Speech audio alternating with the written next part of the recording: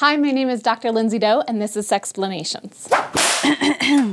Recently, I went to NerdCon Nerdfighteria, and on the first day sat down with Lacey Green and Matthew Gatos to do a Q&A about sex. Someone from the audience asked if having partner preferences for a certain racialized group is a form of discrimination, as in, if I will only date Mexicans, is that racist? Yes. Racism is a belief that all members of a racialized group are the same in some way that's inferior or superior to other racialized groups. So if you believe that all people of one group are less attractive, less worthy, less whatever your dating or sexual expectations, then that's racist. Which, as it turns out, most of us are. Matchmaker Emma Tessler, who has worked with thousands to find love, is very aware of people's racial preferences, and she says, no one likes being called racist, but it's hard for her to find another word to refer to people making negative assessments of large groups of individuals that they've never met based solely on the color of their skin. She continues, this is about social forces shaping our preferences, and we will never progress without acknowledging that fact. For the record, 55% of Emma's clients identify as white, and 90% of her clients have racial preferences, 89.9% of them for white partners. The question I'm concerned with is why. The human mind works to find shortcuts so we don't have to think so hard. You see fire or sharp teeth or a gaping hole in the ground, and it's these shortcuts based on experiences or lessons passed down that go,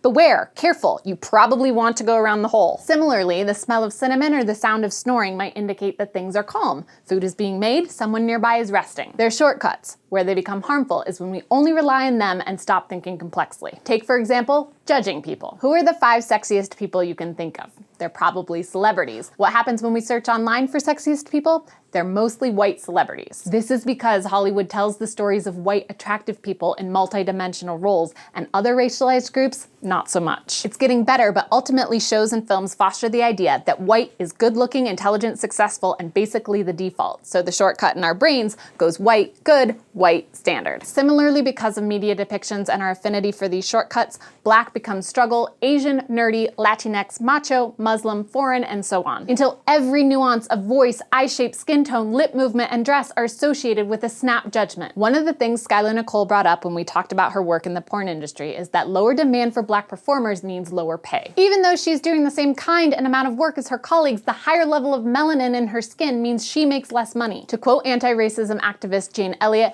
pigmentation should have nothing to do with how you treat another person. I would add, or whether or not you get off to them. Here's the science. Research participants who explicitly expressed positive attitudes toward white and black people were tested on their implicit attitudes, what they think subconsciously about race. They were asked to quickly categorize words that popped up on a screen as negative or positive after an image of a black person or white person's face was shown. Like this: happy, positive; fear, negative; anger, negative; peace, positive, and so on. The results? When the images were of black faces, participants categorized negative words faster and positive words slower. And when the images were of white faces, the opposite happened. What this shows is that knowingly or not, it is easy to associate good with white and not good with non-white. Institutional racism is at work here. That means racism established in our history, socially pervasive and methodically executed by our policymakers, corporations, schools, law enforcement, etc. So what do we do? Well, if you don't want to be racist sexually or otherwise, you start by acknowledging that you are. Make a list of 10 countries and next to each one, write a prejudice that you or your society has about people from there, why you wouldn't date them. Then, one by one, find evidence to negate the snap judgment or shortcut in your mind and make a new pathway. This will hopefully help with racist thinking. To address racist behaviors, swipe right on Tinder profiles if the person's from a racialized group you'd usually pass up.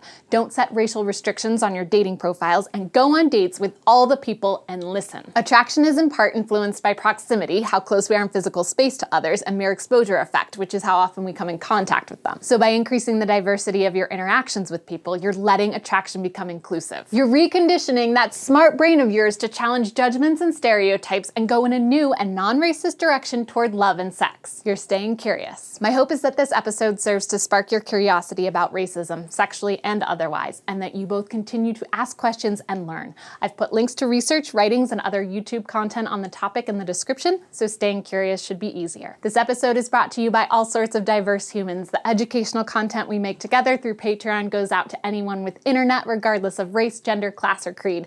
If you'd like to contribute to our sexual edutainment efforts, please join us at patreon.com/sexplanations.